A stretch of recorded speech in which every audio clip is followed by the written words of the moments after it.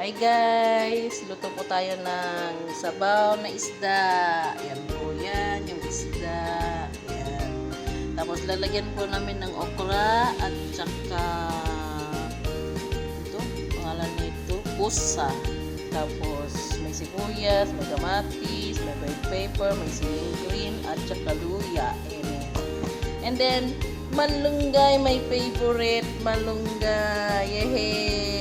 Ayan, may malunggay kami. Sinabawang isda po yan, guys. Sarap po yan. Ngayon lang po kami magluluto ulit ng ganito.